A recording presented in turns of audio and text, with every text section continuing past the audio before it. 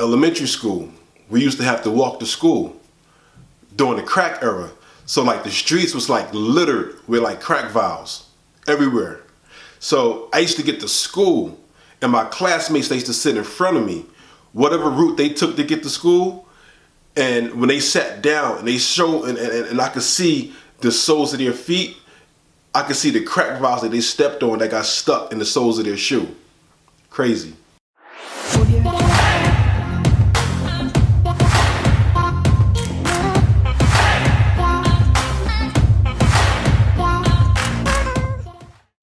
This is 5 lessons that drug dealers taught me at the age of 12. Skills that I use in my business today. Now, this is not promoting anything illegal, and don't get it misconstrued or what I'm trying to say here. Now, if you go out and hit the block and do something stupid, that's on you. So what I'm doing is I'm keeping it 100. This is my information. This is how I grew up. This may not be for you, but this is how I grew up. So I'm giving you 5. Here's number 1. First thing first is trust. If you can't trust them on the block, trust does not exist in business.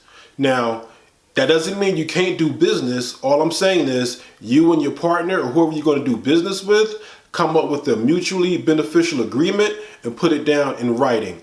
Paperwork rules in business. Because what if your partner forgets? What if you said 50-50 and he think that you mean 60-40? What if he thought that you said you was going to do all the work and he was just going to get paid? In business, paperwork rules. There's no such thing as trust. Let the paper rule. The next one is risk. And now I know a lot of people don't even like that word. Like they get butterflies in their stomach. Like they try to avoid it. But guess what? You're taking a risk anyway. Think about the people that risk their lives every day. They're not sure if they're coming home. They built up a tolerance for risk. In business, you're going to need a risk muscle.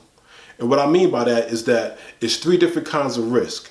You could be wild and just go and wing it and do whatever. That's not the best choice. The second choice, you can be calculated.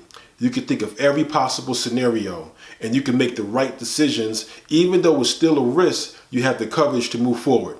The third one is the worst one, and that's to do nothing at all. Just all your hopes and all your dreams and all your goals that you want to achieve, you just sit back and you let fear overcome and overtake you to the point where it paralyzes you and you do nothing.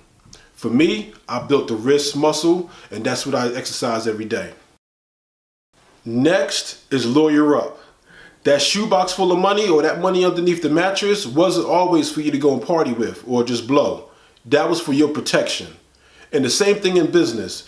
If you're going to be successful and if you're going to accumulate anything in business, you're going to need protection. Just like I said about trust and paperwork is king, lawyers are the one that can finalize the paperwork and make everything legal.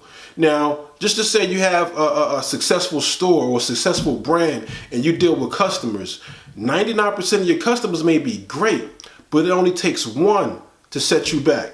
Sometimes some customers are like stick-up kids. They're trying to get paid, thinking of ways to take loot already made. If you know whose lyrics those are, drop them in the comment box. But like I'm saying, the lawyers are the protection that you may need to protect yourself from outside threat. Think about Oprah. As sweet as she is and as much as she want to help as many people as she wants to, believe me, Oprah have a main team of lawyers to protect all her assets. Lawyer up.